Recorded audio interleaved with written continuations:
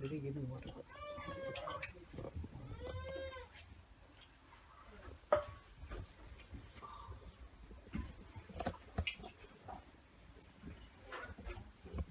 Good singing. Very good singing. Should practice every day. Like your mom is singing so nice.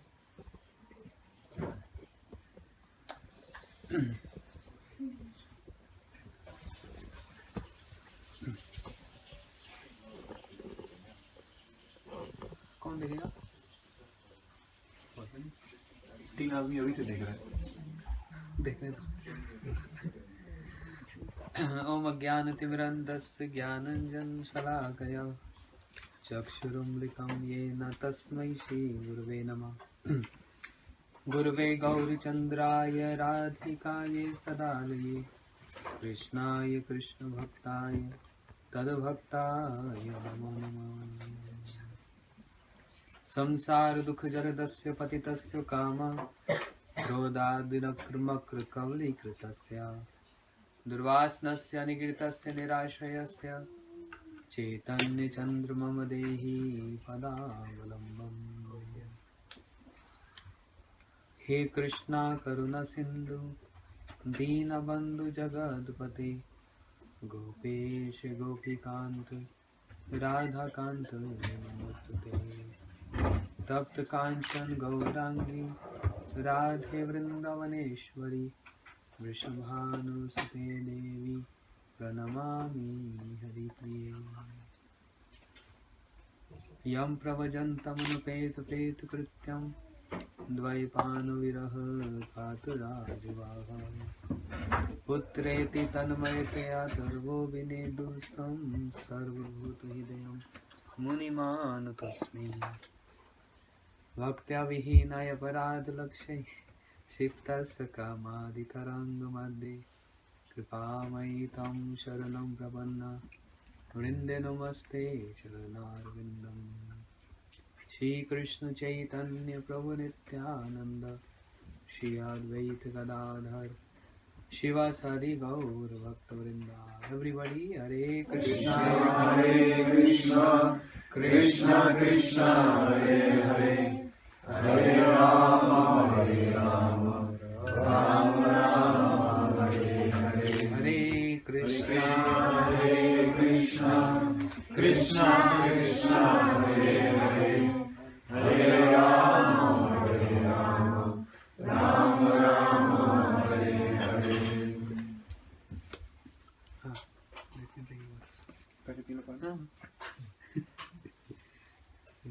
Thank you.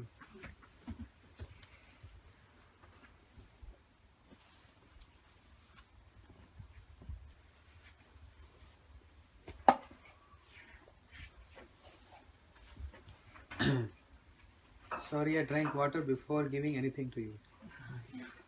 I accepted before I gave anything to you. You understand what I want to say? More water. No. There's a purpose what I said. Because when I was drinking this water, I was remembering one of my acharya, Srila Bhakti Dayita Madhav Goswami Maharaj, who is Gurudev of Srila Bhakti Vigyan Bharati Goswami Maharaj. Throughout his life, actually I wanted to say something else, but because of drinking water, something else come. Throughout his life, he had one principle. I will not accept anything from anyone unless I give first to them. When they were going for any programs in different house or different pandal programs, his servant always used to carry water with him. Yeah, because Srila Maharaj, Srila Bhakti Dayita Madhav Goswami Maharaj, one of our acharya and very prominent disciple of Srila Bhakti Siddhanta Saraswati Thakur Prabhupada, whenever he's starting from his temple, from his mutt, for any house program, he's instructing his servant, take water with you. And the disciple, the servant, is asking this question, why Gurudev? We are going at their home and they're going to give us water in the beginning. And his reply was, his reply used to be, I cannot accept from them anything unless I give them something. So, what sadhus are coming to give? What Srila Madhav Goswami Maharaj wants to say here. First, I will give them some Krishna Katha, some Hari Katha, and then I am eligible to accept something from them, even it is a glass of water. Only and only then I can accept, unless first I have to give them. But in this context of giving and receiving from them, if I feel thirsty, I cannot even drink water from them. I can use my own water. You understand? He said, if I feel thirsty, before giving to them something, I will not accept from them anything unless I give them. But if I feel thirsty, I'll get water from my own. That's why carry water with me. So the Acharyas, like Srila Bhakti Siddhanta Saraswati Thakur Prabhupada, also he claimed boldly, I have not taken anything from this world. I only came to give everything to this world. But we see he has opened 64 centers all around the country, India. How he would have accomplished this without accepting anything? There is a deep mood of acharyas behind this statement. I came to give everything, not to receive anything. Sri Chaitanya Mahaprabhu, he came to give something to us. The divine couple Radha Krishna, he came to give something to us. And what he came to give? What is the reason why they have to come here? Was there some problem in their abode? Some scarcity of reciprocation, even is of love? Was there something was wrong that they have to come here and perform their pastimes? And when they come here, they expand their pastimes. Srila Bhaktivinoda Thakur says in a bhajan, Gopinath Mama Nivedan Sunu. He says in one line, Jivare Karane Asya Prapanche Leela Gaile Suvistar. For the conditioned souls, Krishna descends and expands his pastimes. So what is the reason? Why he has to come here? For what purpose?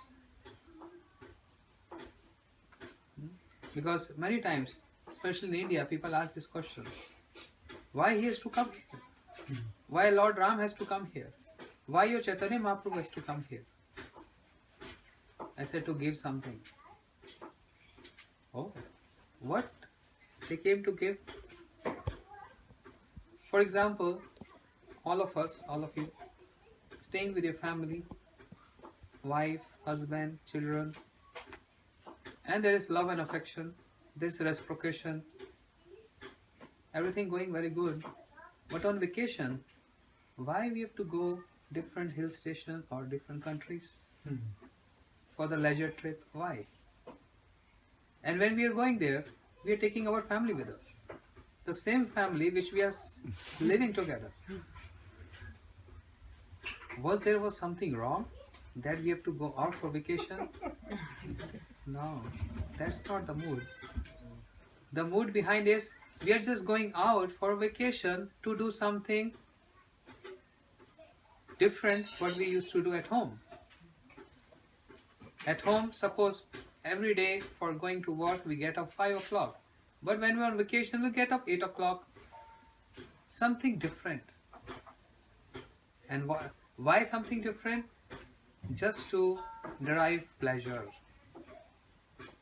To give pleasure to my children, to my wife, and by seeing them getting so happy and pleased, extracting pleasure from them and get pleased. So something different. Same family member.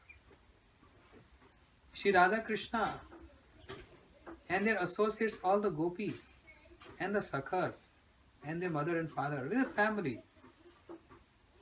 They are together in their abode Golok Vrindavan, in their spiritual domain, full of all happiness, pleasure, blissfulness. Why they have to come here? In this world full of suffering, miseries, problems, this material world, full of anxiety, disease, old age, death. Nothing is good, everything is bad. Whereas these things are not present there, then why they have to come here? This is their vacation, a leisure trip, along with their family. So I'm not quoting Shastras. It's just a simple example to make any ordinary person to understand why they have to descend here. This is their leisure trip, a vacation, to do something extraordinary, to do something different, which they are not doing there. And what is the purpose behind this? To derive pleasure, to give pleasure, to derive pleasure from them. This is all the purpose. Just like Srila Bhaktivinoda Thakur explains, Chaitanya Shikshamrit, very nice book.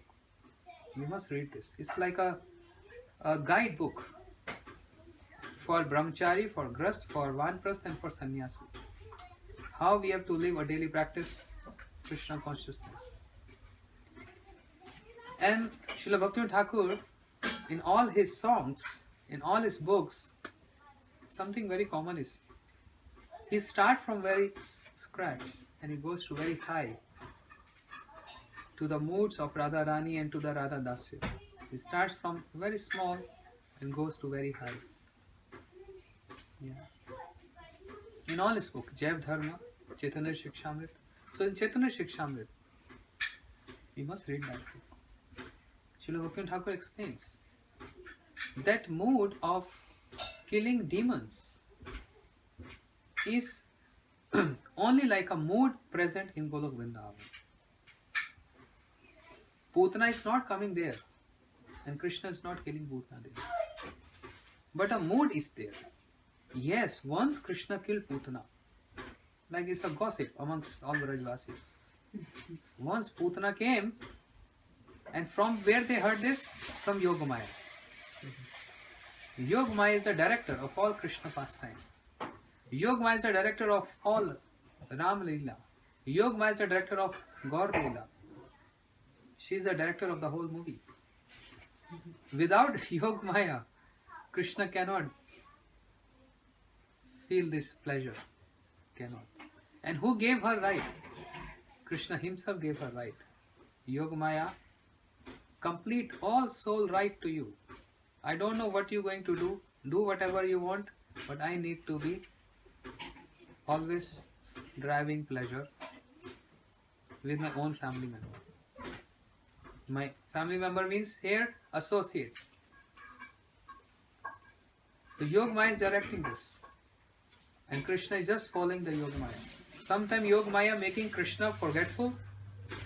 And sometimes Yogamaya Krishna making Krishna what?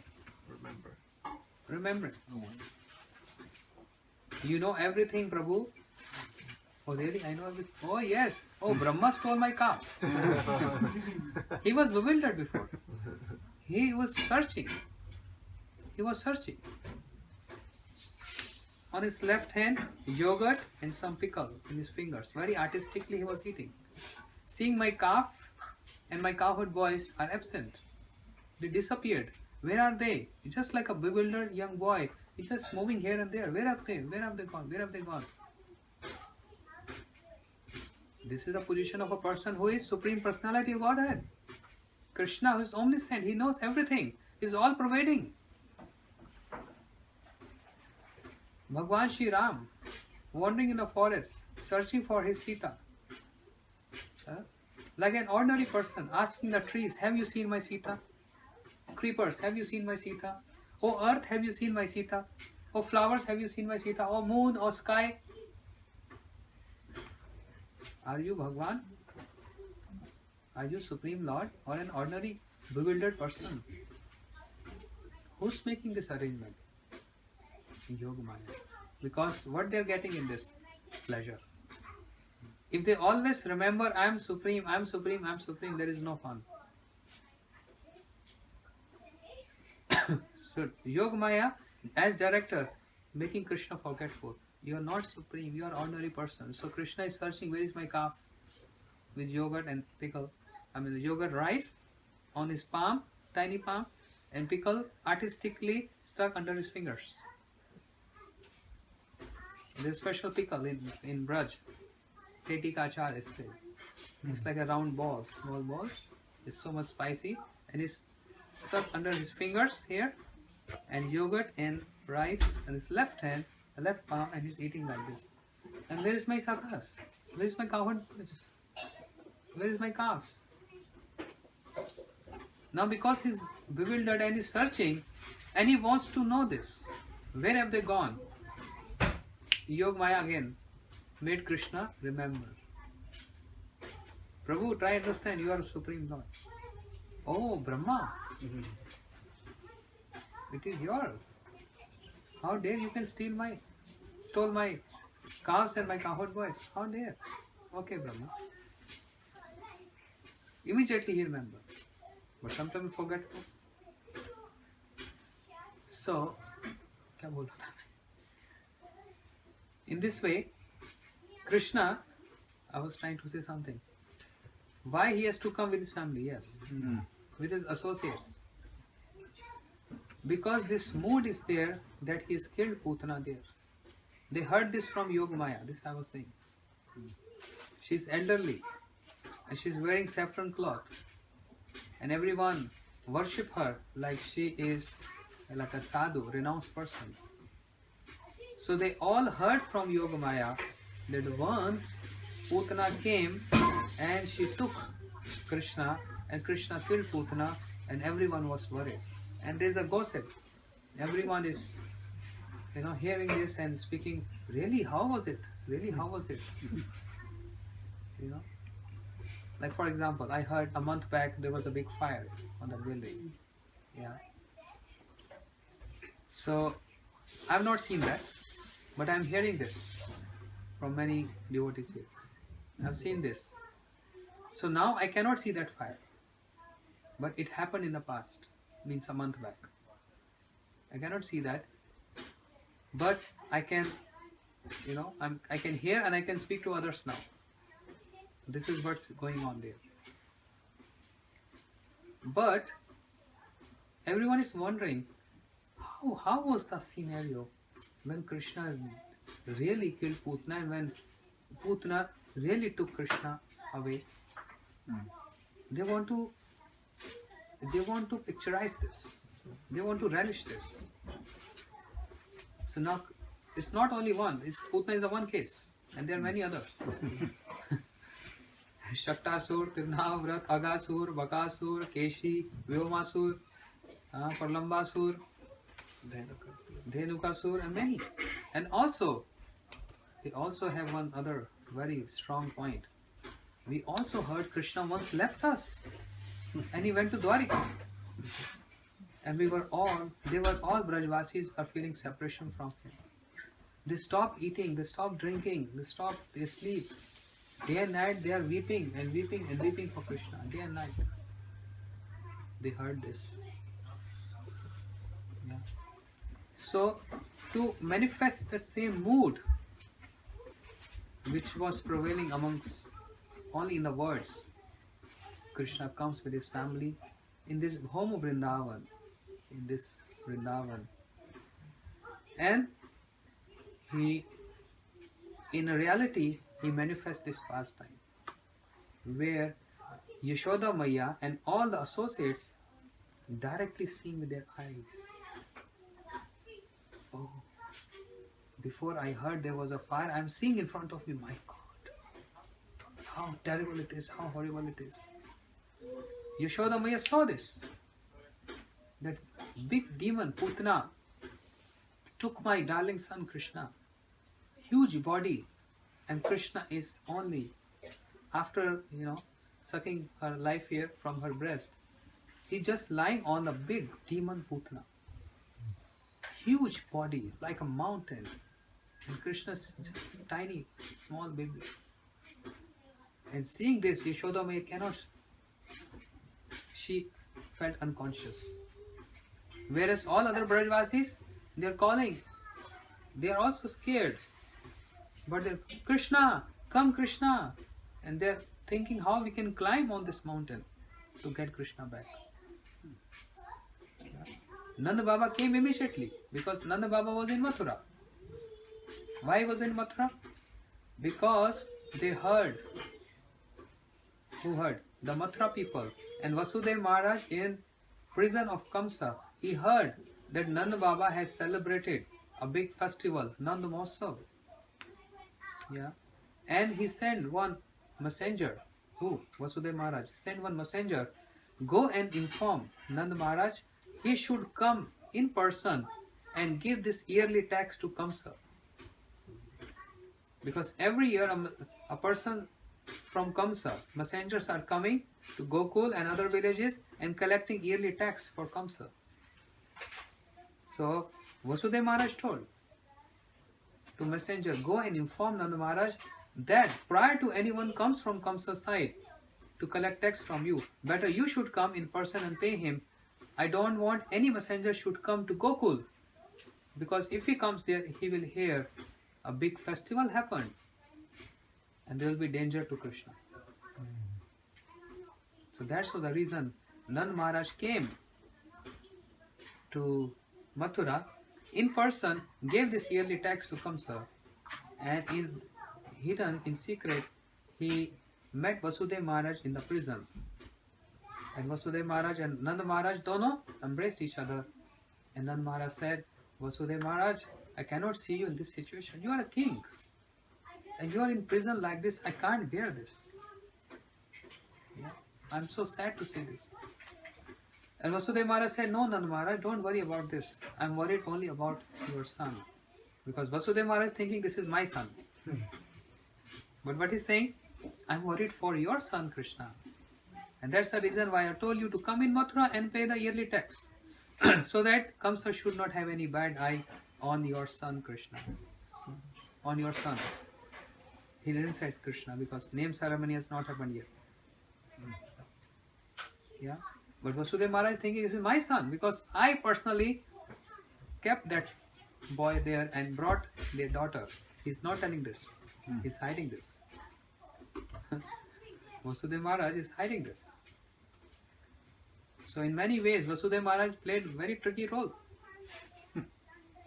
Because, why it is tricky? The word tricky is a negative sense. I tricked you. But according to Jiva Goswami, in Gopal Champu, he is explaining, this word trick means not in a negative term. This word trick here means because of so much affection for his son. And every mother and every father have affection for the son. And this is because of he was overwhelmed with affection, and that's why, he's not telling that secret that I kept my son there and brought back your daughter. He didn't told this. Also, when there was name ceremony, when there was name ceremony of two young boys, one in the lap of Yashoda Maya and other in the lap of Roni Maya. Till now, they were not been called upon with any name. They were just being called by whatever name Yashoda Maya speaking, baby. So when they were 3 months, one day Vasudeva Maharaj requested Gargacharyaji, oh Gargacharyaji, please go and give name ceremony of my sons. Because Baldev Prabhu is the son of Vasudeva Maharaj. Because Roni Maya is wife of Vasudeva Maharaj. So Vasudeva Maharaj also knows Krishna is my son because I kept him there. So both are my sons. So, oh Gargacharyaji, please go and give name ceremony, perform the name ceremony, but don't tell anyone. Because you are a very renowned person. You are very famous in Mathura. If anyone will come to know you are going there, Kamsa will have bad eye on my two sons. So just go in secret. Gargacharya ji, a very famous, renowned and renounced person, he came secretly to Gokul and in the Gaushala of Nanda Maharaj, Nanda Kirak, where only Nanda Maharaj was present, Yashoda Maya was present, and Rohini Maya was present with the two babies. That's all. Nobody knew when the name ceremony would happen. And this is done by Gargacharya. You understand the whole scene? But when Vasudev Maharaj is sending Gargacharya ji for giving name ceremony, something very important he's whispered in his ears. Go and give name ceremony to my boys, but don't perform thread ceremony there. Why? Because if thread ceremony will be there, then in the future they will get married there. And I will not get any chance to get them back. This one loophole I will always keep within me, that only name ceremony can happen, but in future things will be positive. Yeah. And then I'll get my two sons back in Mathura. And I will be having one point, that thread ceremony can be happen in Mathura, and then marriage ceremony will also happen here, and in this way I'll get my two sons back. Otherwise, I will lose them. So seems like Vasudev Maharaj is cheating or playing a tricky role, but no. Jiva Goswami explains it's because of affection of a father towards Krishna and Balaram. Gargacharya ji came in the Gaushala, and Nanda Maharaj, he stood up in honor and with folded hands gave a seat to Gargacharya ji to sit. A question arises here. What is the position of Nanda Maharaj? He is father of Krishna. Who is Krishna? The Supreme Personality. Krishna every day paying obeisance to his father, Nanda Maharaj. Seeing this, just try and understand what is the position of Nanda Maharaj. And that same Nanda Maharaj is today standing up in honor for Gargacharya ji, because this is a custom. Bhagavatam is full of all these episodes. If we stand in honor for a sadhu, how much we will get? And if we don't stand in honor, how much will be cursed? Just standing in honor for a pure devotee gives so much positive effects like bhakti. It is an incident in Bhagavatam where 4 Kumaras, Sanat, these 4 Kumaras, they came in the palace of Prithu Maharaj. Prithu Maharaj, very famous. The 4 Kumaras came and they are in renounced order, sannyasi. Prithu Maharaj immediately, being a king, he stood up in honor and gave them a very good seat and praised him. 2 important shlokas Prithu Maharaj spoke here.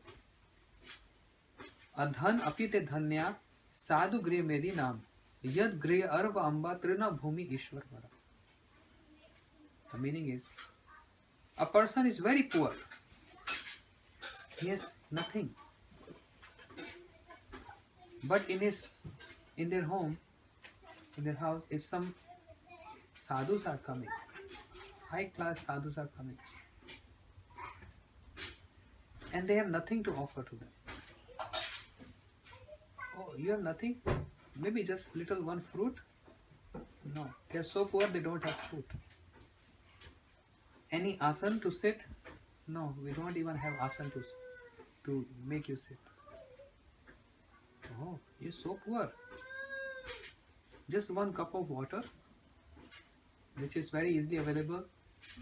No, we don't even have that. No fruit, no asan, no water. Do you have sweet words? If that sadhu is glorified only just by sweet words, glorified, then the whole house, the whole family member, and even the pets of that house, even the bricks of that house, all get purified. Because he's got praised, glorified. And that is a kind of respect to that sadhu. Everything is pure, purified, just by his presence. Because we sing, Gangara parasha haile pashyate pavana darshane pavitra koro eito marguna. Just by darshan, they are purifying us. How they are purifying us? By the darshan? By seeing sadhu. What they remind us? Of course, Krishna and Bhakti. And just by seeing sadhu, how we'll address them? Hare Krishna. So he became a cause to make us chant Krishna Nam. He became a cause to connect us with spirituality.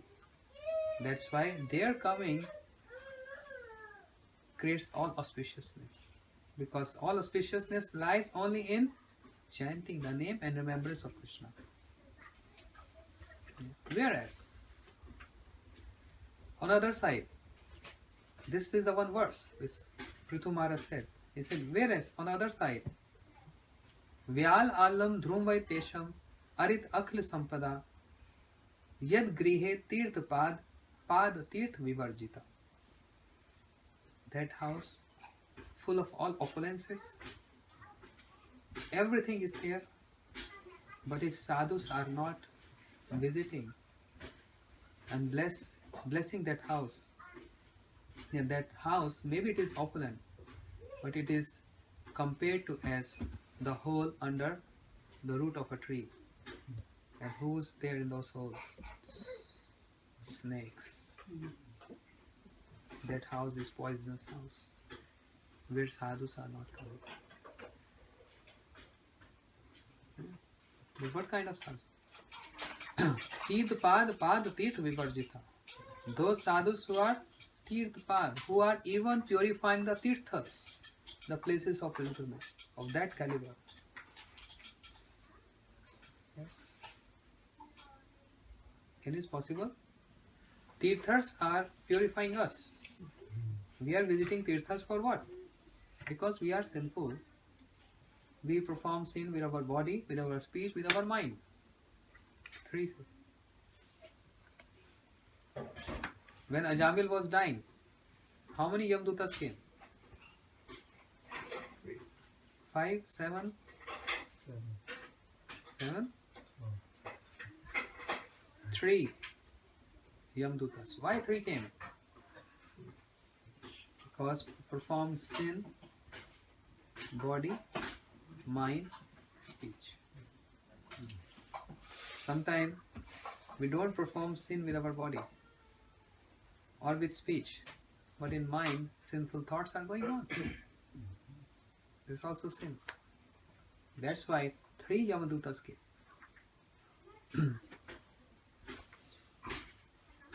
So when we go to tirthas, places of pilgrimage, what happens?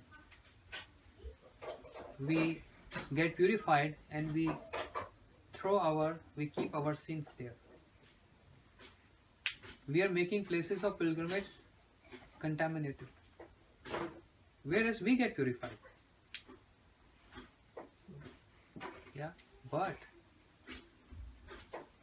when Tirthpad, those devotees who are always keeping Krishna in their heart, when they visit those places of pilgrimage, they are even making those tirthas purified.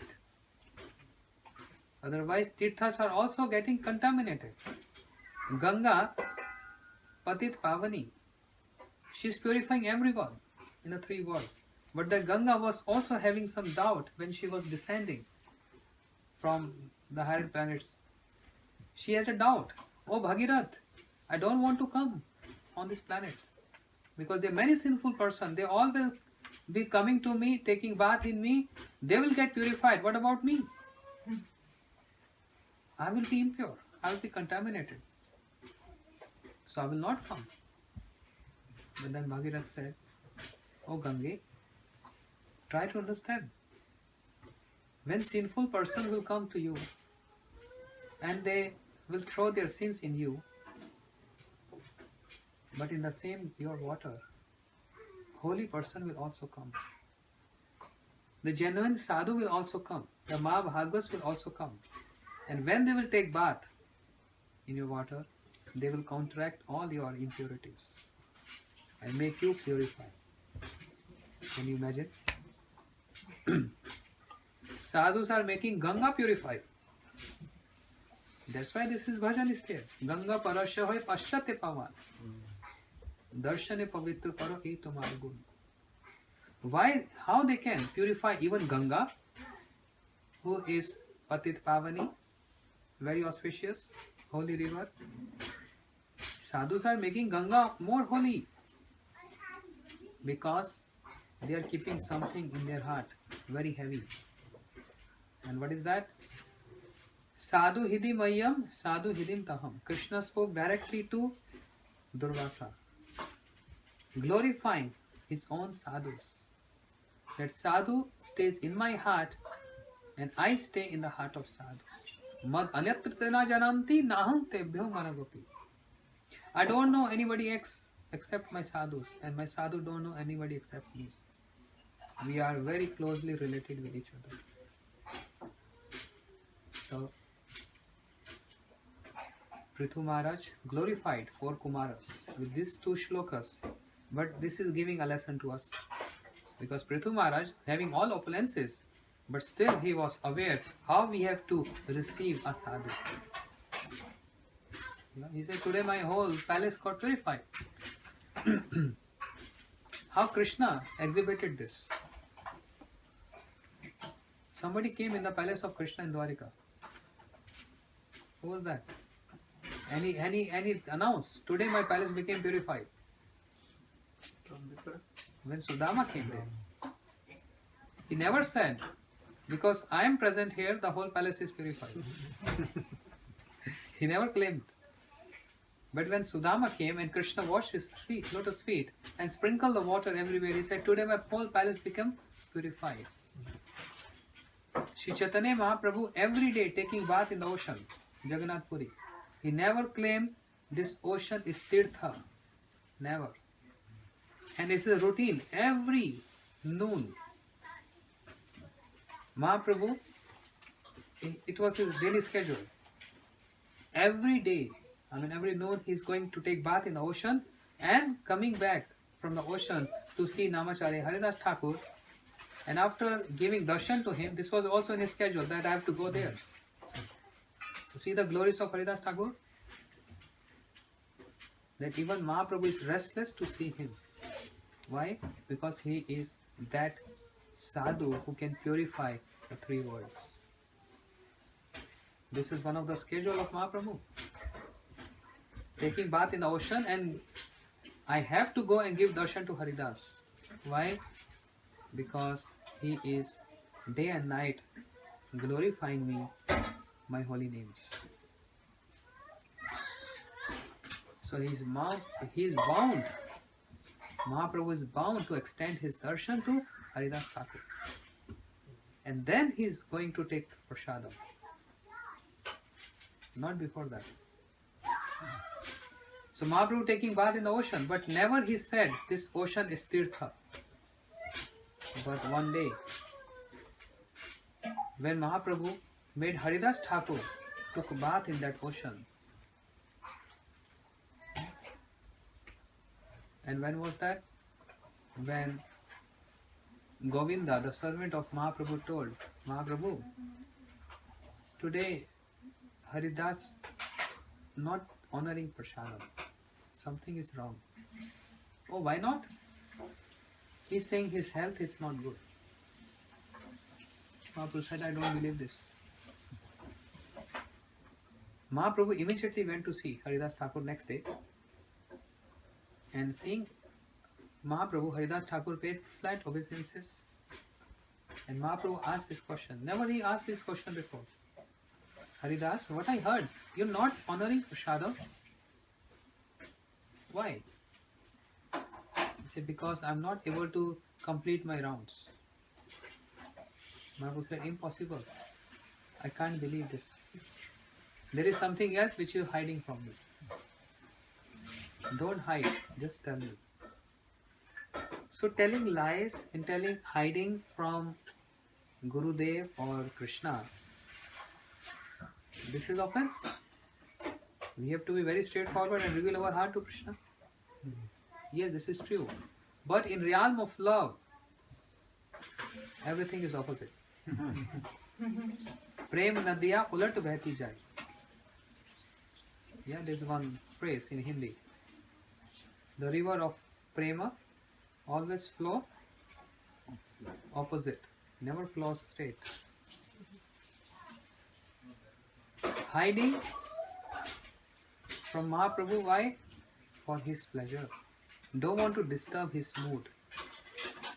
That does not mean if I am doing some sins and I will think that I should not say to Gurudev because I don't want to disturb his mood. Better I should carry on with my sins. No. Don't try to relate this with the associates because they are deeply engrossed in the love with their Ishta, with their worshipable. Whereas we have not developed that love with Gurudev or with Vaishnava or with Krishna. There's a gulf of difference. Generally, sometimes we try to imitate. We try to acquire their nature. That, oh, if they are doing like this. Haridas Thakur said, because I am not able to complete my rounds, that's why. Mahaprabhu said, I don't believe this. Something is wrong. Tell me, what is there in your heart? Mahaprabhu don't know the heart of Haridas Thakur? Is he not Antaryami, who resides in the heart, dwells in the heart of everyone? There was one instance when Mahaprabhu understood the heart of someone.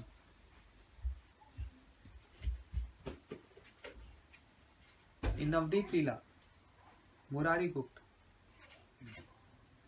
who has so much faith and belief only in Ram, because he was Hanuman.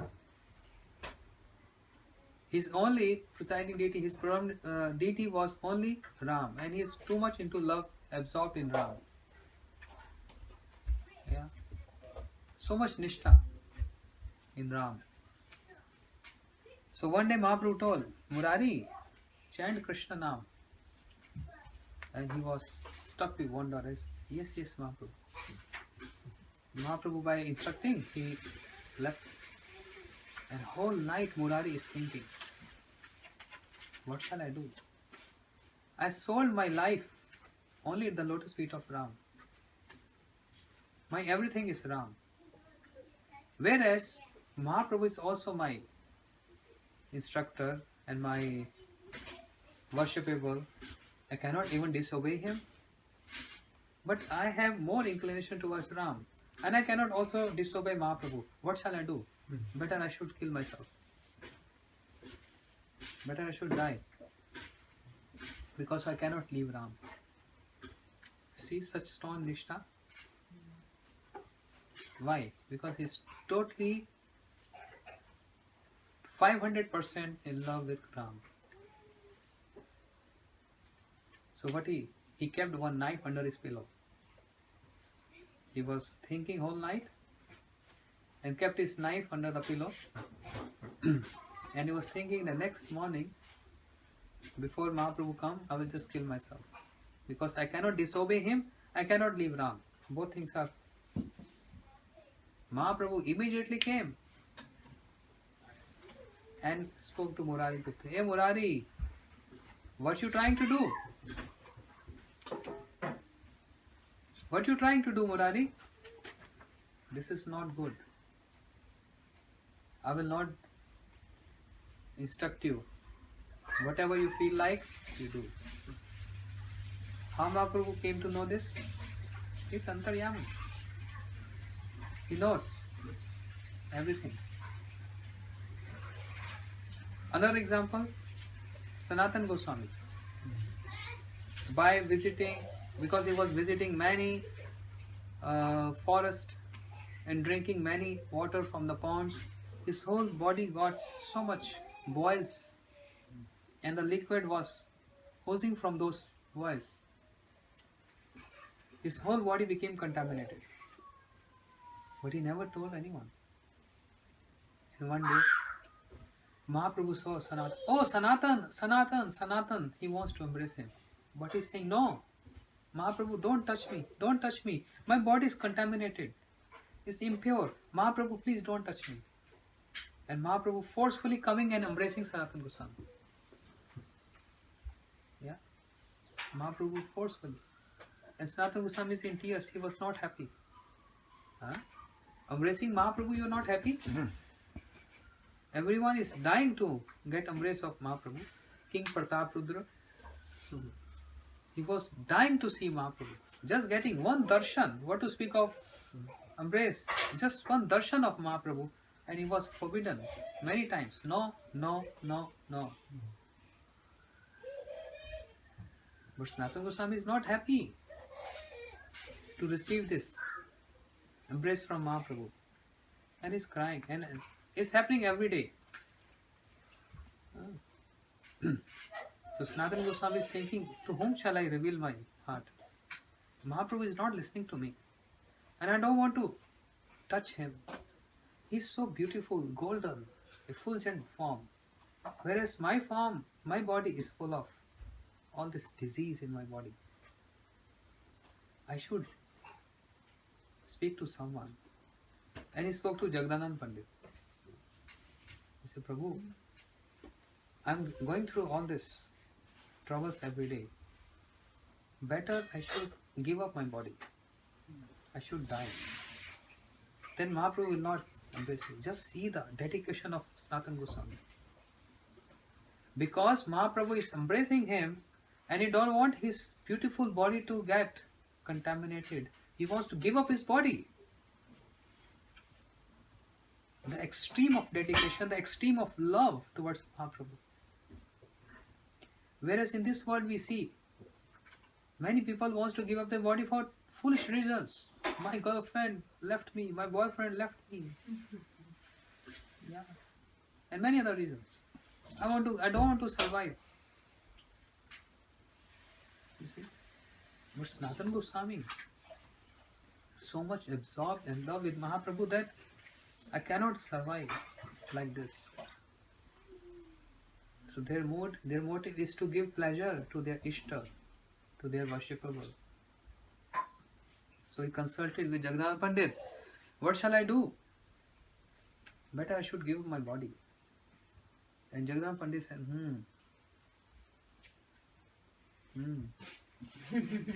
Very soon there will be Rath Yatra. He suggested. Very soon there will be Rath Yatra in Puri. And if you give up your body under the wheels of the chariot of Lord Jagannath, and Sanatana Goswami was, yes, good idea. He was convinced and was fully prepared for that. And next day Mahaprabhu came in angry mood. Sanatan, what are you thinking? How dare you can spoil my property? So just see the glorification of Sanatana Goswami. How dare you can think of giving up your body? It's not your body, this is my body. This is my asset, this is my property. How can you destroy my property? You see the glorification of Sanatana Goswami. Mahaprabhu is claiming this is my property. How dare you can think of this? And who is this Jagga? He addressed Jagdanand Pandit as Jagga. Short nickname. Who is this Jagga who can instruct you? He is instructing you? And this Jagga,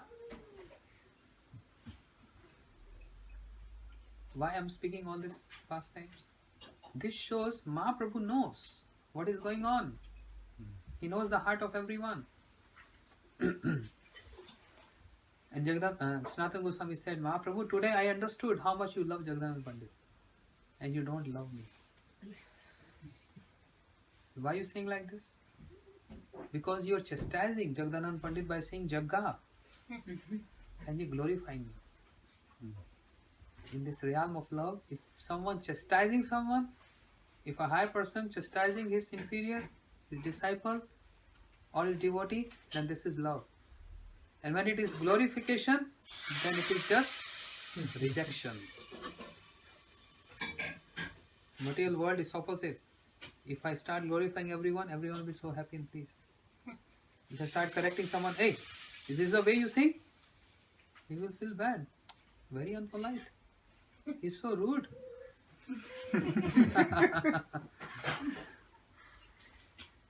But in spiritual world, this becomes a matter of honor. Gurudev has chastised me. Krishna has chastised me. My honor. Because he chose me as his own, his personal. And that's why he chastised me. And if he's glorifying someone, that means he's rejecting someone. Glorification become a rejection. Yeah, and chastisement become acceptance. So acceptance and rejection. So Mahaprabhu knows the heart. But when he came to Haridas Thakur, why he was not understanding his mood? I mean, he's understanding his mood, but he wants to hear from Haridas Thakur. What is the reason why he's not taking prasada? And then Haridas Thakur revealed this. He said, Mahaprabhu, because I can see, I can understand. Very soon you want to disclose your past. I mean, you conceal your pastime, and you want to go back. And I cannot bear this separation. I will not able to bear this separation from you. My desire is, I want to live before you. So, please grant me a boon that I can leave my body by placing my head on your lap and seeing your beautiful lotus face and chanting Krishna Nam. I should leave my body before you leave from this world. Mahaprabhu understood, oh, this is his disease. So he didn't say that I will fulfill your desire, no. Mahaprabhu said, Krishna will look after your desire. And by saying this, Mahaprabhu left. Next day, Mahaprabhu came again to see Haridas Thakur, and he is very weak, lying down, just about to leave his body. Mahaprabhu became so restless, kept Haridas Thakur on his lap. And Haridas Thakur, adoring the beauty of lotus feet of Mahaprabhu, and he's chanting Krishna, Krishna, Krishna, and he left his body. Everyone started crying and weeping. Mahaprabhu said, no. And he took Haridas Thakur, just like he became a mad, to see his devotee's separation from him, his personal associate, Haridas Thakur, who was so dear to him that every day he was coming to see him. He became mad and he started dancing. And there was a big Sankirtan. Yeah. And Sri Chaitanya Mahaprabhu, with his own hands, he made Haridas Thakur bathe in the ocean and dug the hole for his samadhi. He is doing his own. Yeah. And when he made Haridas Thakur bathing in that ocean, he announced, today this ocean has become Mahatirtha, not Tirtha, Mahatirtha. Never he said this before. He was going every day to take bath in ocean, but he never said Tirtha. But when he bathed his pure devotee Haridas Thakur, he claimed, this is, from now day onwards, this ocean has become Mahatirtha, a great place of pilgrimage. That's why the sadhus, they are tirth kurvanti tirthani. And they are even purifying the tirthas. And this is the reason why Prithu Maharaj is glorifying the four Kumaras. So if sadhus of this caliber, of this potential, if they are coming to home and we have nothing to offer to them, in just sweet words, everything gets purified.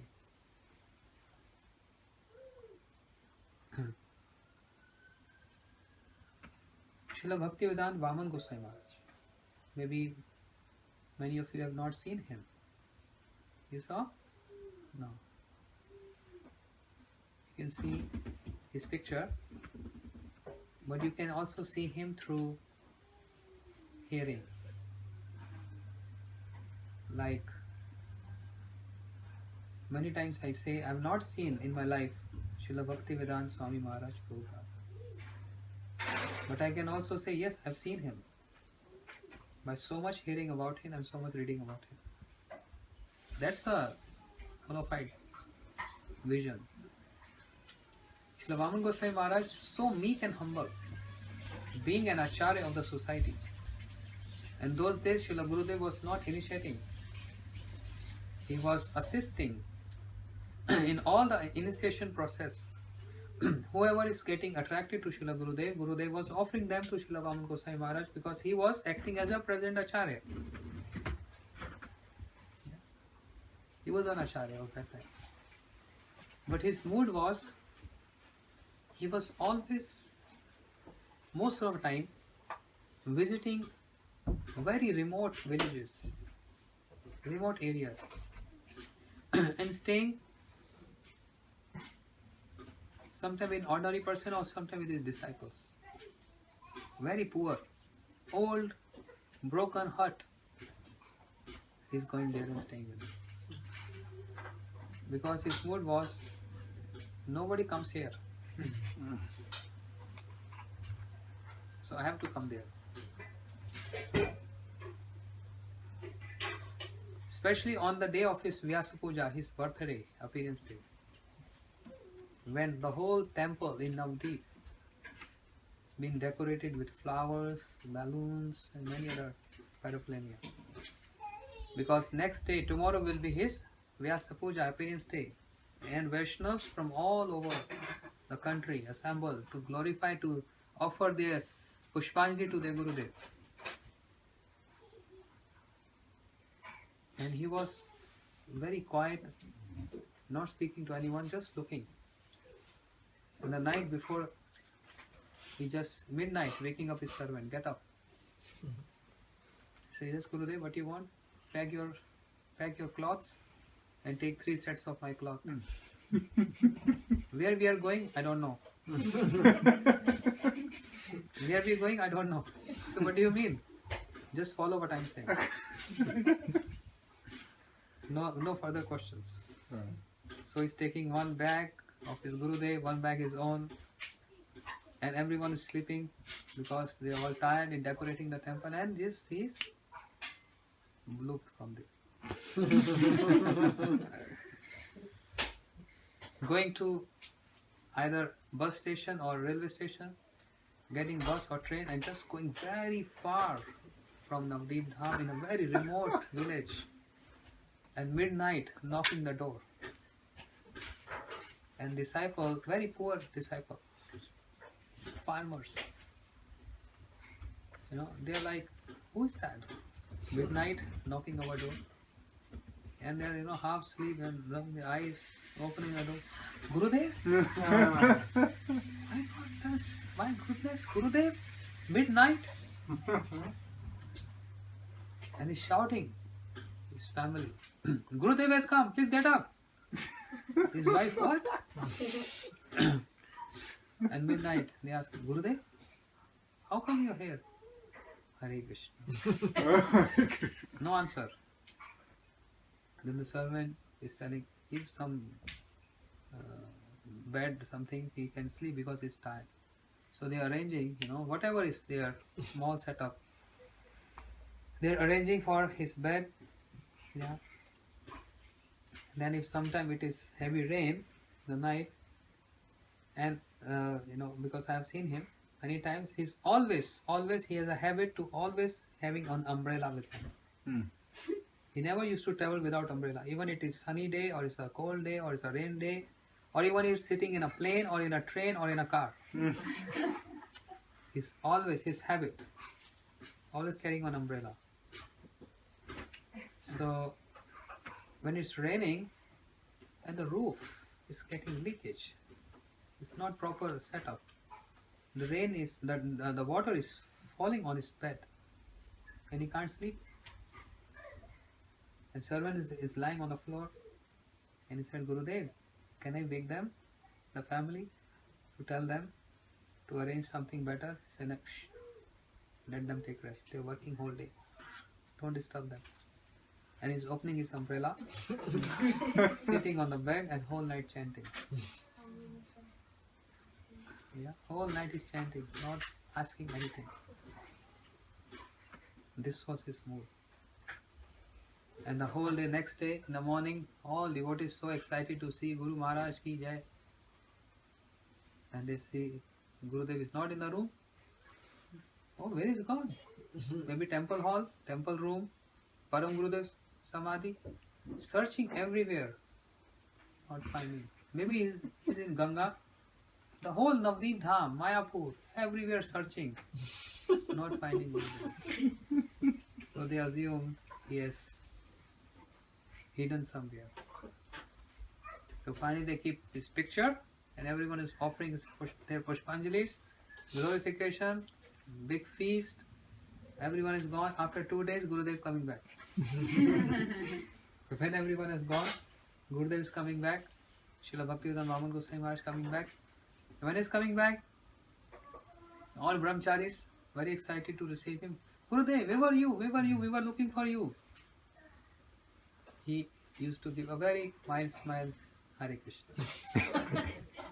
Means I'm not bound to answer you. And then he sitting in his room chanting. So everyone understood he is hiding. He don't want this. So he was of this style. Mostly going in villages. Poor people. But seems like it's very impressive.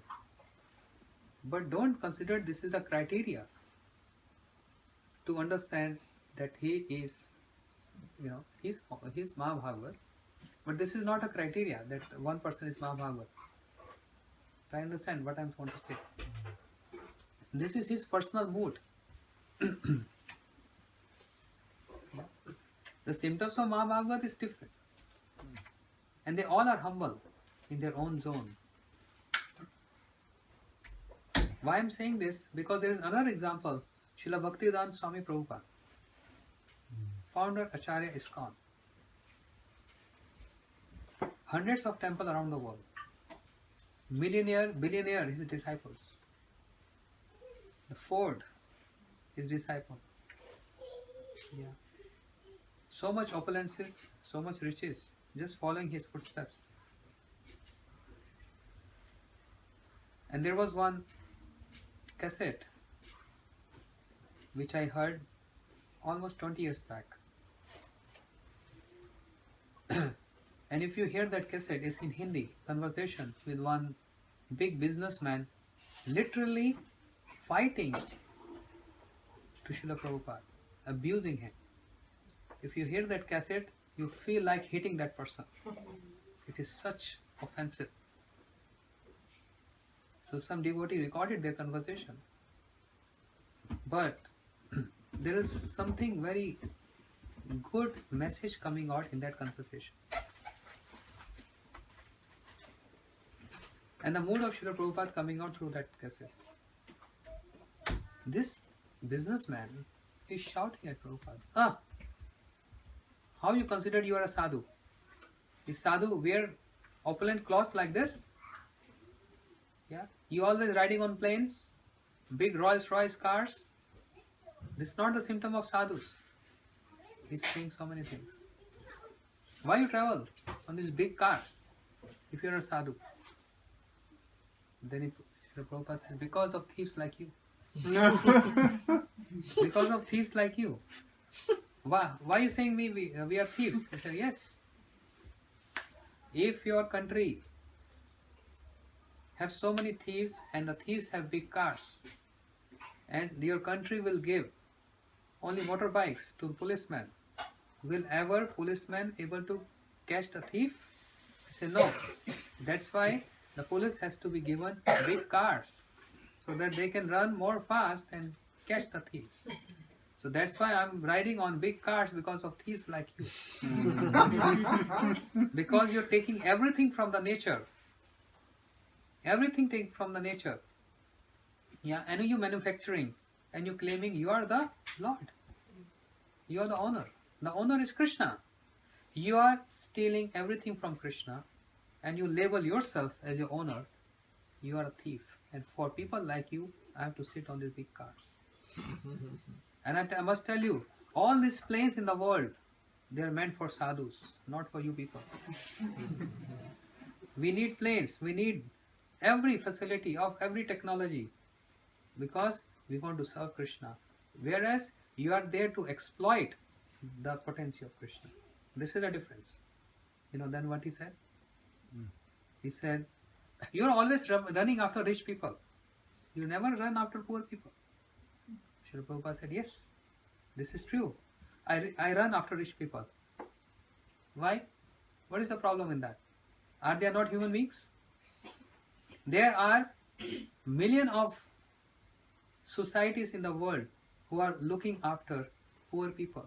There is not single society who is looking after rich people. Have you ever heard of any society, any congregation who are there to help rich people? Are they not human beings? Are they not human beings? Don't they have any sufferings? Don't they have pains? So you look after poor people, I look after rich people. Because I consider they are also human beings. He is quiet. Yeah. So, why I said the criteria? We see Srila Prabhupada actually riding on big planes, big cars, big temples. Yeah. But what's the mood behind this? What is the purpose behind this? There is one Sarup Lakshan, there is one Tatastha Lakshan. Primary cause and the secondary cause. These all are secondary cause. Yeah. A person is humble, we considered, yes, he must be a pure devotee. A person is arrogant, he said, no, he cannot be devotee. But these qualities cannot touch the purity of pure devotee. These are secondary. The primary is the dedication, the love towards their Ishta. And their Ishta is not one, Krishna. Their Ishta is two. Their Guru, Dev and Krishna. We all have two Ishtas. Guru Dev and Krishna. Not one. So, in this way, I was explaining, sadhus, when they get glorified, when they get served, when they get hosted, the whole house get purified, as explained by Prithu Maharaj to the four Kumaras. Can anyone tell from where I started this point? I was opening every chapter like this. Let me now wind up. Nanda Maharaj came to... Correct. Nanda Maharaj, being father of Krishna, he stood up in honor of Gargacharya because he was in a renounced order. And what Nanda Maharaj is saying, with his sweet words, he cannot serve Gargacharya in this Gaushala, yeah, where cows are there, because he was not in the palace. So he said, very important verse. Mahad Vicharanam Nirnam Grinam Deen Chetas. Personalities like you, Mahad, pure devotees. If you are coming to our homes or our place, it is not something of your enjoyment. You are coming for Deen Chetasam. We who are, how do you say, Deen Heen? Low and Fallen, grastas like us. The height of humility, Nanda Maharaj. Fallen grastas like us. For our sake, you come here to remind us of the Lord. The Lord is already his son. But Nanda Maharaj is worshipping Narayan. Nanda Maharaj is worshipping Narayan, not his son Krishna. So when holy person like you comes to our residence, our place, we get blessings from Narayan. We get blessings from you. From you means getting blessing from Narayan. Whereas in Bhagavatam, there are many other examples where many people got cursed if they have not stood up in the honor of the Vaishnavas. This is the Vaishnava etiquette. It's not something which is we bound to follow. This is something which is must to follow. Yeah. There was one Rishi, Romarshan Rishi, who was speaking the stories from Puranas. And thousands of rishis were sitting. And Romarshan was sitting on a raised platform. And in this arena, Shri Baldev Prabhu appeared. Because Baldev Prabhu was not he didn't want it to get involved in this fight of Pandavas and Kauravas. Because he also came to know that Krishna loves Arjuna so much. So will be a big problem. So he told Krishna, I don't want to involve in this. I'm just going for places of pilgrimage. Immediately, he left. And while wandering all these places of pilgrimage, he came to this place where Romarshan Sut was speaking the stories from Puranas. When Baldev Prabhu appeared, everyone stood up. All rishis. Oh my God, Baldev Prabhu is Adi Guru Tattva. But Romarshan Sut has one consideration. What's that consideration? I'm speaking Harikatha. And when I'm speaking Harikatha means I'm serving Krishna. Means serving the Katha. So when we serve Krishna or Krishna Katha, we are not supposed to stand up. We always should be absorbed in serving. This was his consideration. But this rule is not applicable when a personality like Baldev Prabhu or the personality like Gurudev appears in the assembly. Although, for example, I'm speaking Harikatha, you are hearing Katha, we both are serving Krishna. It's not that only I'm serving Krishna. Everyone. The audience also serving Krishna. The speaker also serving Krishna. And those who are hosting, they are also serving Krishna. The mood is why we have Ishtagoshti or why we have house programs. The mood is let's together serve Krishna.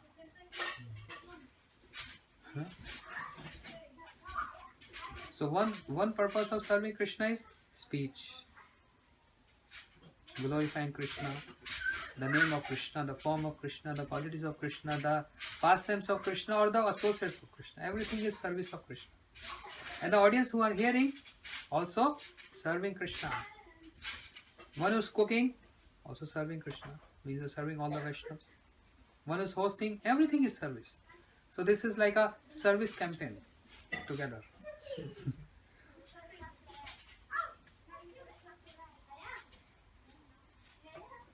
So Baldev Prabhu appeared there. Romarshan Sut was not standing, he just kept sitting there. And Baldev Prabhu saw this. He watched this. He said, this is not the correct etiquette. But his thinking is correct. But this is not the correct etiquette. And if I not show the example today, it will be prevailing forever in the society. And he took a piece of grass, only a piece of grass, and he chopped off the head of Romershal Sud. Or just being of this offense of not even standing in the honor of Baldev Prabhu. Romershal got killed.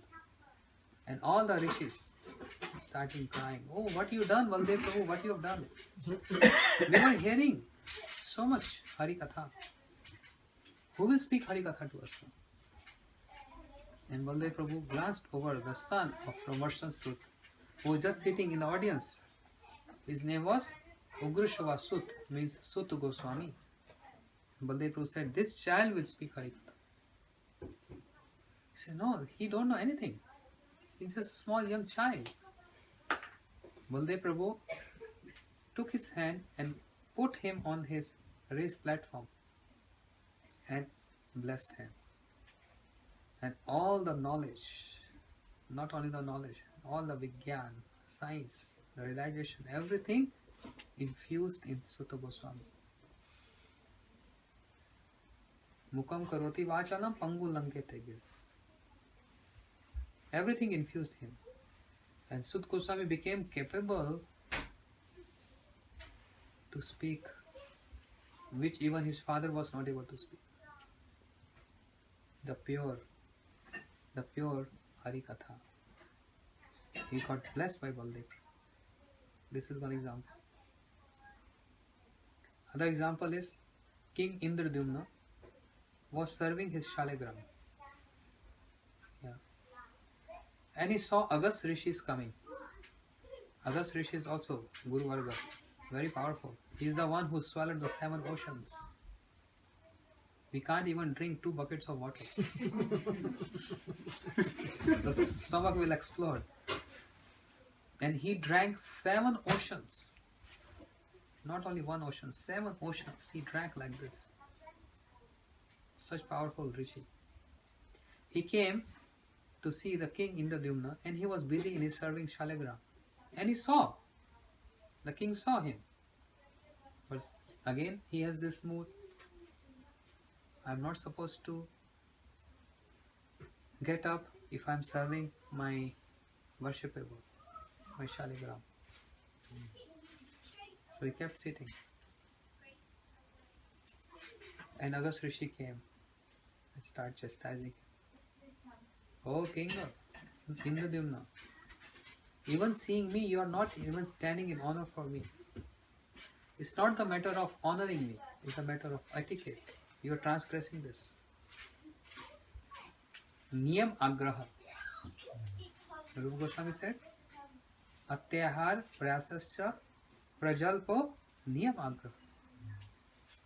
Jan sangam cha lolam cha shadbir bhakti vinashyati." Rupa Goswami is saying in Updeshamrit. Yeah, atyahar, eating too much or collecting too much which is not required. Prayasascha, by extra endeavors of what is not required for maintaining the life. Prajalpa, wasting time in useless gossips. Niyam agraha, either totally not following the rules and regulation or too much addiction to follow rules and regulations. Both are harmful. Atyahar prasascha prajalpo niyamagra jan sangam salolyamcha, to collect disciples. This is addiction. It's a very big addiction. Yeah. My flag should be high that I have maximum disciple in the world. It's a big addiction.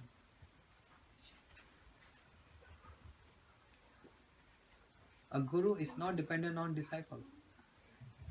A disciple is dependent on guru. So this is destroying bhakti. I'm not saying this, Rupa Goswami is saying this. This mood, if there in the heart, this mood is a destruction of bhakti in the heart.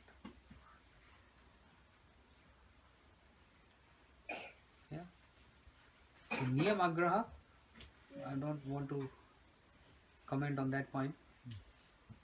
But Niyam Agraha means too much addiction to follow the rules. And in that addiction, yeah, neglecting the honor and service of devotees. Or there is not even following any rules. Both are harmful to bhakti. Both are. And what King Indradyumna was doing was too much addiction to rules and regulation that while serving Shaligram, I'm not supposed to get up. So that's the reason Agast Rishi immediately cursed him. King, even after seeing me, you are sitting like an elephant. I curse you. You become elephant. You get so lazy to not even stand up in my honor. I curse you, become elephant. And that elephant and the king became Gajendra. Third incident. Once upon a time, the king of demigods, Indra, was having very nice time in his palace, dancing, singing, and he saw his Gurudev Brahaspati is coming. Indra, for 1 second, he thought, oh, if I look towards my Gurudev in his eye to eye, then I have to stand up. I have to stand up in his honor. And if I have to stand up, then everyone will stand up, and all the dancing will be stopped. So it will be like ruining the whole program there. So Indra looked towards his Gurudev, Brahaspati, but immediately he turned his face around. That I have not seen you. Sometimes we also do like that. Yes. Not to Gurudev, but some devotees. We know they are coming, but just from the sidelong glance, you know what he's doing or she's doing. But we just keep on concentrating with our own business. So Indra saw this. And he turned his face around. And Gurudev, Brahaspati, immediately understood. Guru is very sharp. Even seeing in the eyes or seeing the activity, they understand what's going on. They understand everything. They are not ordinary human beings. Because this is offense, considering Gurudev as an ordinary human being. There is one example of Srila Gurudev. We have 5 minutes? Oh. There was one person in Mathura. I was a brahmachari that time. I was in Gurudev room. One person came outside knocking the door. So some other devotee asked, who are you? He said, I am the commissioner of police and I want to have darshan of your Gurudev. So commissioner of police? He said, yeah, because I didn't told any of my security to be with me, because in India commissioner of police means so many security around you. Because I'm not in my uniform and I'm just wearing casual clothes and just want to have some association. So he claimed like that. So immediately a devotee ran inside and told me, a commissioner of police is here to see Gurudev. So wow. So I opened the door. I already informed Srila Gurudev. He said, okay, open the door. I opened the door. He came inside, paid obeisance to Gurudev. And Gurudev told me, give him a seat, a chair. So with due respect, I gave a chair because he is very VIP person. When he sat there in front of Gurudev, Gurudev said, yes, how can I help you? Who are you? I never seen you before. He said, Gurudev, I'm commissioner from Agra, but I just heard a lot about you. I want to have your darshan. I just want to have your blessings. Gurudev was looking in his eyes. He said, yes, but I'm also very happy to see you. Seeing you first time. And I'm in Mathura since many years, but I saw you first time.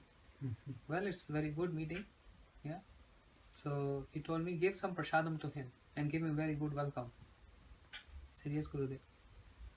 So I just took him out and I just closed the door and deputed the devotees that look after him, give him prasadam, and he was getting very nice service from everyone, respect and prasadam. And immediately Gurudev told me there was one brahmachari who was very active. He said, call him immediately. I shouted his name, Gurudev calling you. He immediately came inside. Guru said, right just now, this person, he's claiming that he's a commissioner. I just want you to go behind him, see where he's going, and find out who is this person. Found out. So this brahmachari was also a little scared, so he also called another one Grasta. He also called another one Grasta disciple of Gurudev, and he was in police.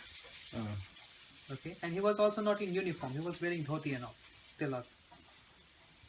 So now both of them are chasing him, and they found out he's just staying in one hotel, one room nearby in Mathura. Doubt came immediately that Grasta police disciple, he said, Commissioner can stay in this third class hotel. I can't believe this. He immediately called the department and asked the secretary, hey, is the sir is there? The commissioner is there? He said, yes, he's in the office. Why? No, I just want to know, there's something I want to discuss with him. No, you can't speak on phone, you have to come here. So, but you sure he's in the room? He said, yes, he's just sitting there. Okay, thank you very much. He understood he's a liar, he's a cheater. And he came for some other purpose. You know, both of this, Brahmachari and Grasta. He knocked the room, the hotel room. He opened the door. Oh yes, Prabhuji. When he said, yes, Prabhuji, and this Grasta slapped him and took him from his collar and dragged him all the way. He was very bold, very tall. He dragged him all the way. Yeah, and banged the door. Dum, dum, dum. I said, what happened? So I opened the door and he threw that person to Srila Gurudev's lotus feet. And I was, he's reacting so badly with this commissioner.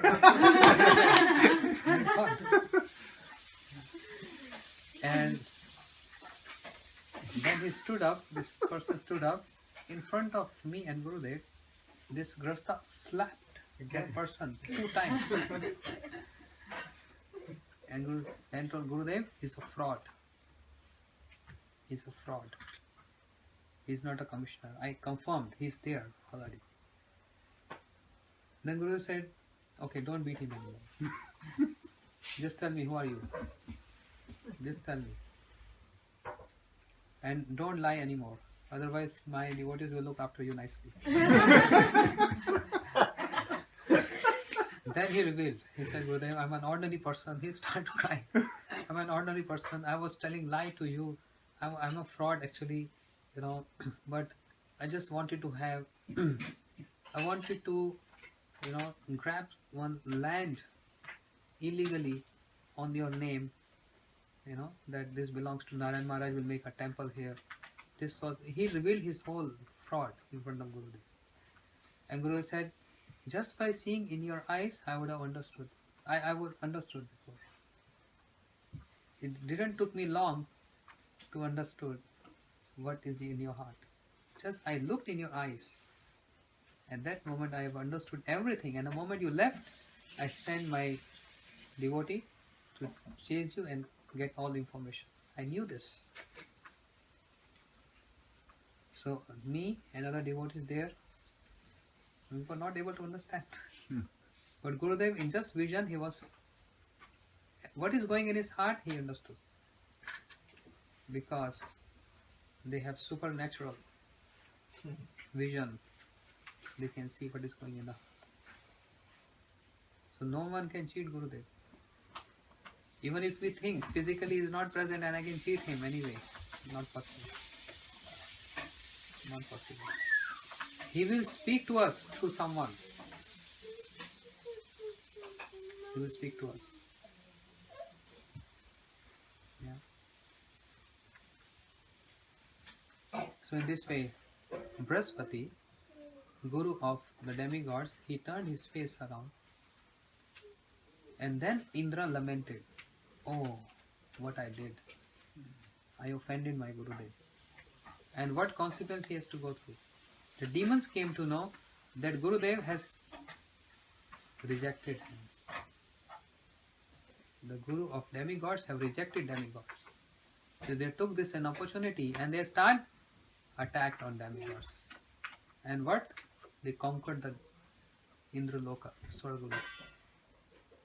And this is what happens to us. The moment we turn our face towards from Gurudev, because we have to serve him, we have to honor him. Yeah. The moment we think he's not looking us and we are doing what we want to do, then Gurudev turned his face around. Okay, you don't want me. Better than why should I disturb you? You go ahead with your enjoyments. You go ahead with your enjoyments. And when he turned his face, demon attacked. And they conquer. And what is the demon in this case? The mode of ignorance and the mode of passion. Because what is the meaning of demon? And what is the meaning of demigods? The meaning of demigod means who are always prominent in the mode of goodness. Demons, the prominence of the mode of ignorance and passion. This is the quality of a demon. Yeah. So this quality of demon attack us. And when we are in a mode of ignorance and passion, we are bound to do more mistakes. Bound, because this mood has overpowered. This is the whole scenario. So there are these examples. By not honoring Vaishnav, and what happened when honoring Vaishnav? Both examples are there in Srimad Bhagavatam. So therefore, Nanda Maharaj, taking a very humble position, and he told Gargacharya ji to please give names to these two boys. And Gargacharya ji saw the boy in the lap of Rohini Maiya. And when he saw this boy, immediately he stood up. And Nanda Baba said, inquiring, why you are standing up? He said, no, just like that. Because Gargacharya can see his Baldev Prabhu. And to seeing any senior, superior person, we are supposed to get up. But how he can explain this to Nanda Baba? He cannot. So therefore he just kept quiet. But once he stood up once in his honor. And what he said? Ayam hi Rohini Putro Ramyam Suridgane. This child in the lap of Rohini, one of his name will be Balaram, because he will be the embodiment of all strength. And other name will be Ram, because he will give pleasure to everyone. And other name will be Sankarshan. Yeah. Why is Balaram? Very soon Baldev Purnima coming. Why is Balaram? Why his name is? Because of strength. What strength Balaram Prabhu had? The strength of his arms? No. The strength of Krishna Seva. The strength does not come from the muscles. Going gym.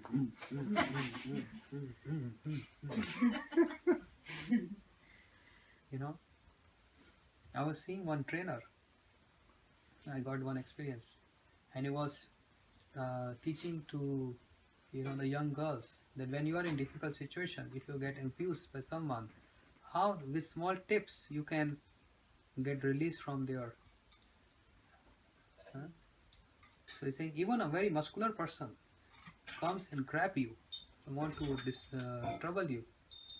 He said, anyone who's doing gym, muscles, it's out of track, it's not in Harikatha, but there's some significance.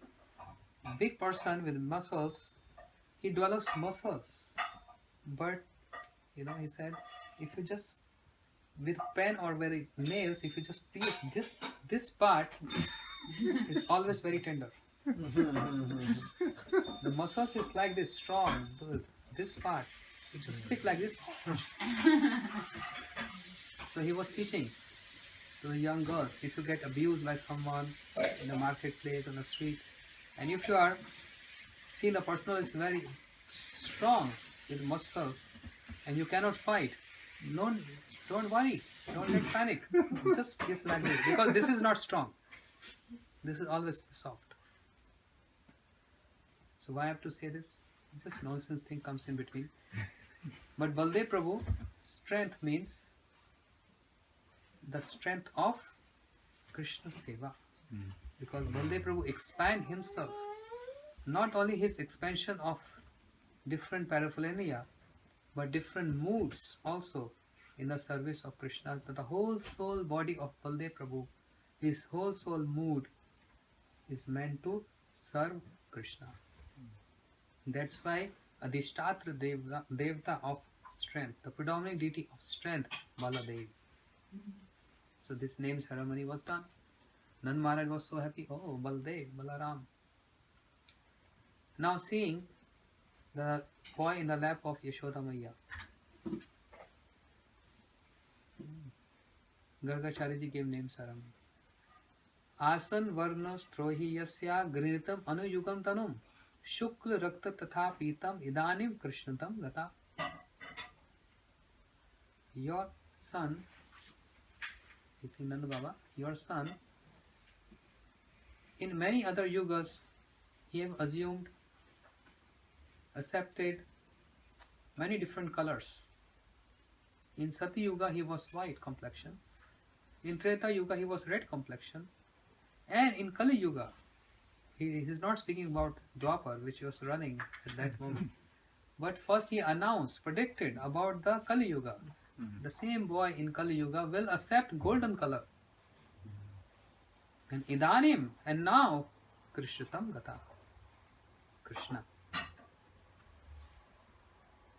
So, this was the name ceremony. But he also warned Nanda Baba, not informed but informed him. Nandastav Atma Tasman Nand Atmacham Te Narayana Samoguna. Now, something is happening here. Big mystery here. You see, Nanda Baba, your son has more qualities than even Narayan. But Nanda Baba is always in mode of sweetness. He cannot even hear or he cannot even digest the opulence. He is taking the words of Gargacharya according to his own moods. And he is assuming, Gargacharya is saying that sometime the qualities of Narayan will reflect on your son. Don't get worried to see this. In future, maybe he will going to do many miraculous activities. So don't get afraid or don't get worried, because the qualities of Narayan sometimes reflect in your son. But this was not the mood of Gargacharya. Gargacharya want to say he is so great personality that he surpasses the quality of even Narayan. So both are saying different things, but they both are understanding in different ways. This is what was going on. Only this much, name ceremony, but not thread ceremony. Because Vasudev Maharaj told him in his ears, don't perform thread ceremony. Gauru Premanande. I was thinking to say something else, he came out something else. But what came out, I think is good.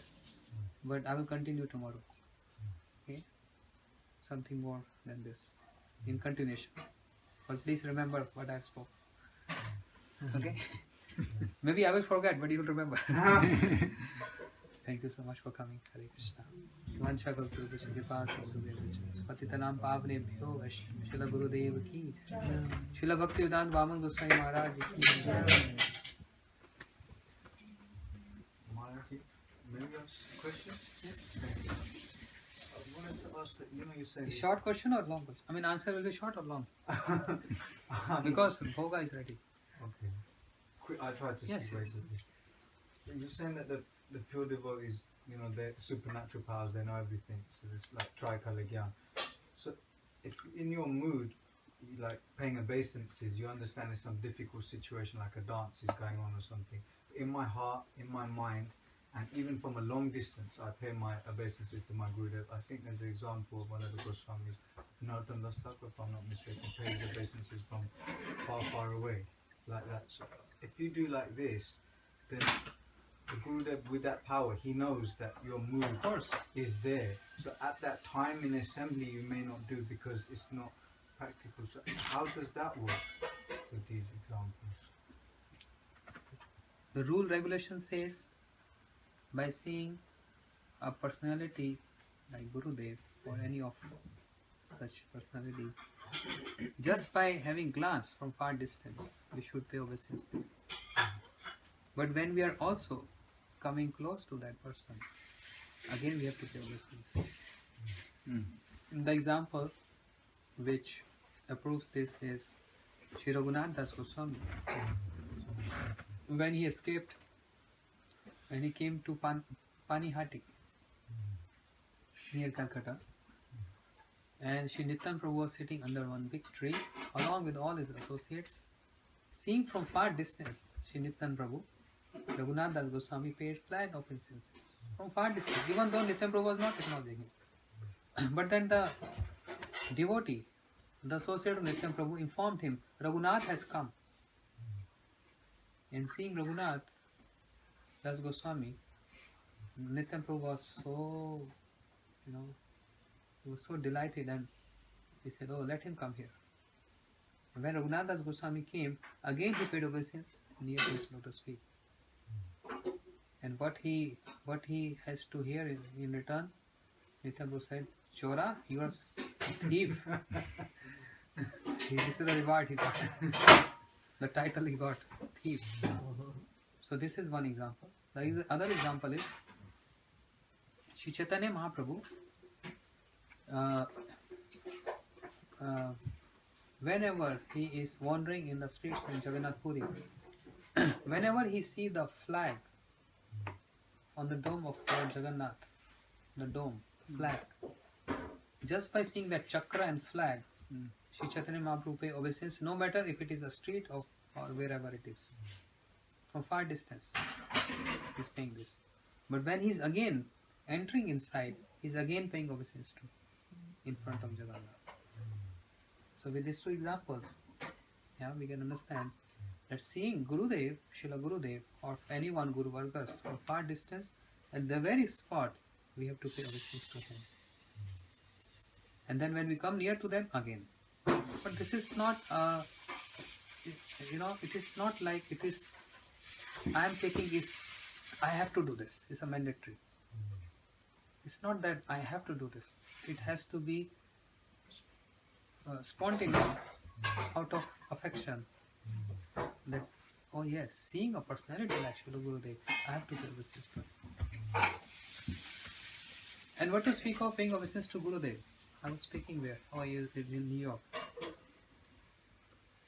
Seeing a sannyasi, if we don't pay obeisance to sannyasi, we come through some offenses. And what is the atonement for that? We have to fast one whole day. The atonement of not paying obeisance to sannyasi.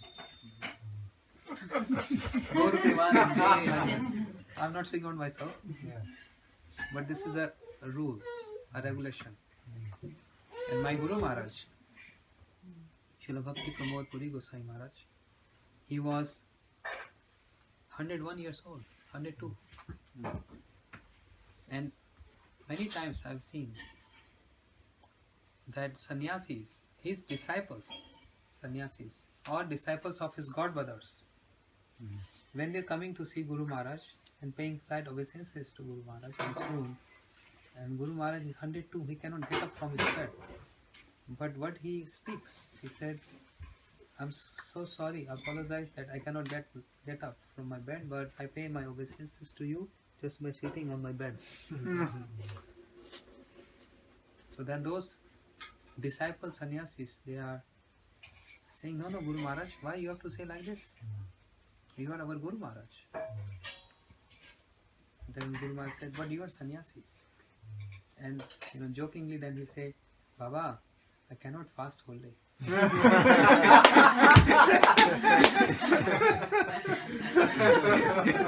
So also jokingly and also seriously, both things are there. I'm too old, I cannot fast whole day, because by seeing a sannyasi, if I don't pay obeisances, then atonement has to fast whole day, and I cannot fast in this old age. So this was the example he was showing to us.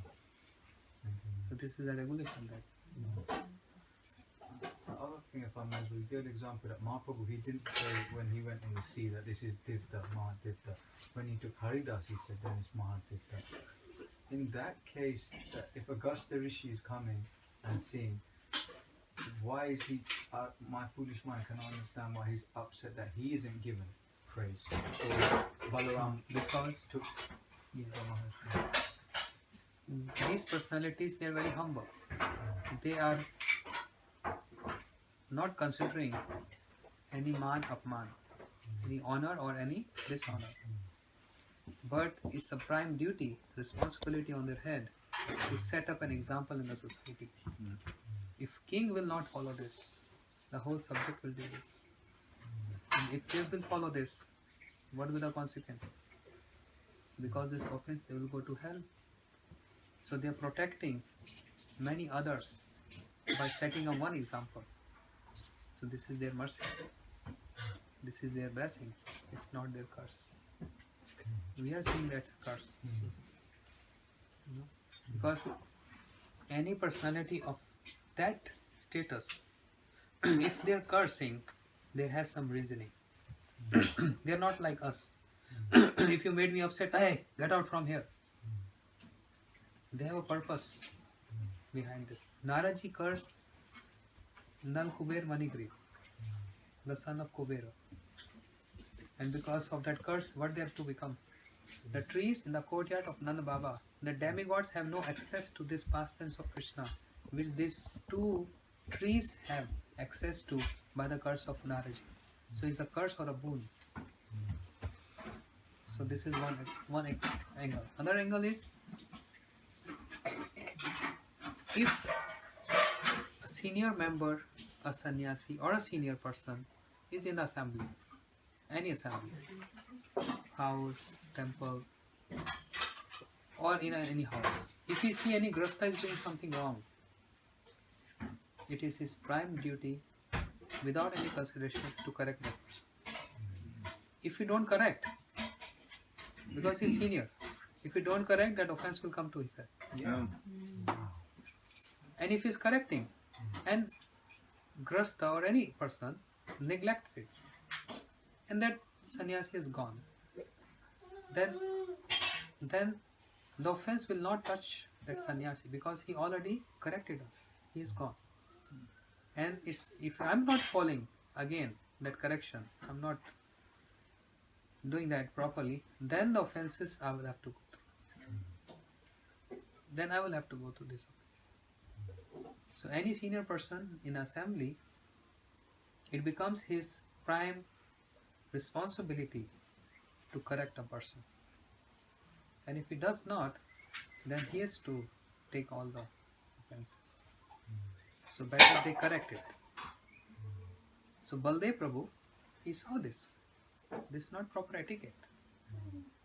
So therefore, all the rishis were sinning.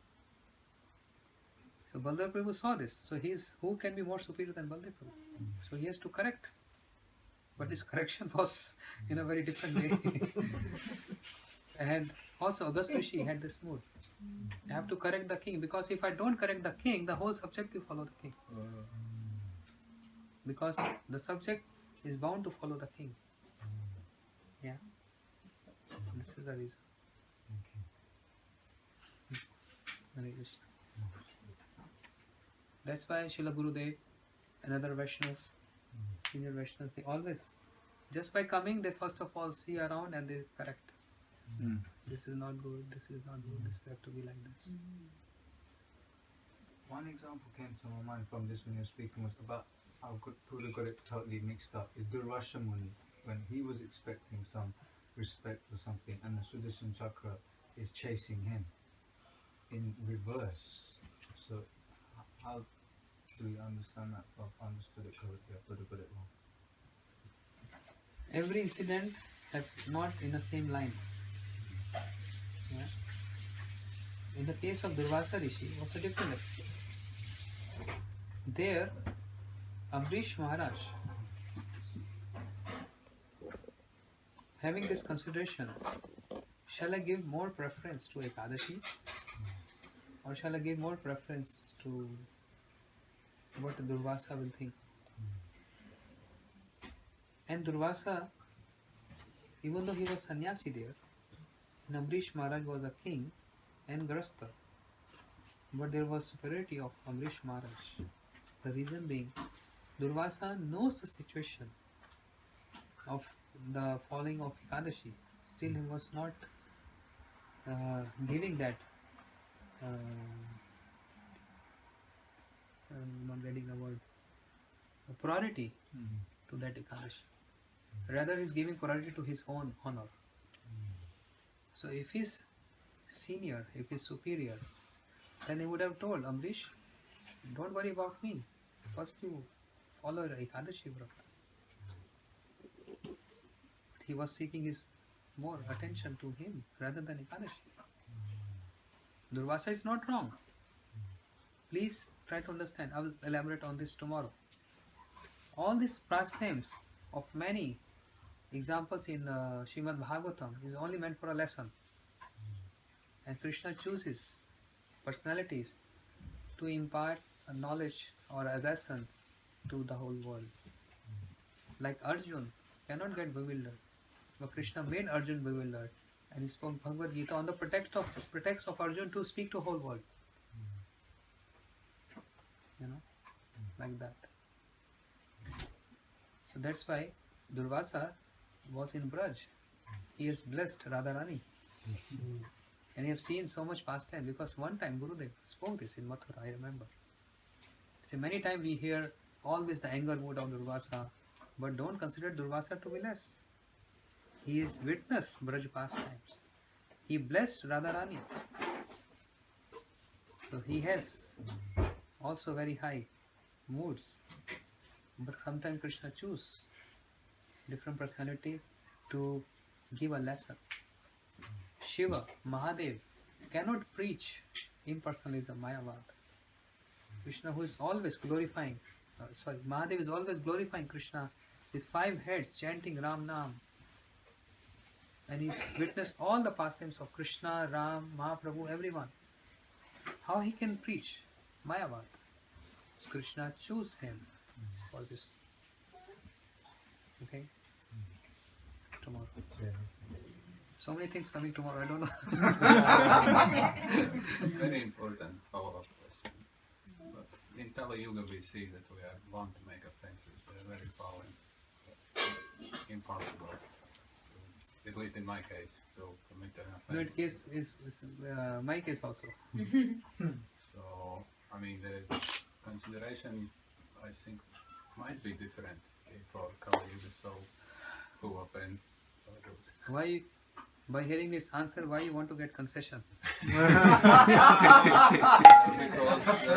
Better, no concession. Better you think we have to avoid of doing sins. In Bhagavatam it is said, in Kali Yuga especially, if there is something offensive in the mind, it's different. Unless we enact on it. Unless we act on that sin mood. If it is only in the mind, it is not considered to be punishable. But if it is in action, but that comes to action because Krishna says in Gita, Dhayatu Vishyakamsa Sangas Teshu Sangjayate Sangas Sangjayate Kama Kama Urupa. By constantly concentrating on that sin in the mind, one day it will come to action. You know. But accidentally something coming, unless we are not enacting on that, it will not be that. But other yugas, even in this coming in mind, it was bound to get results. Hare Krishna. Okay, rest we can have tomorrow, 9:15, because I'm worried for. I'm free tomorrow. I'm worried for all devotees. They have to, they have to go for work. It's getting late. Because prasadam is also important.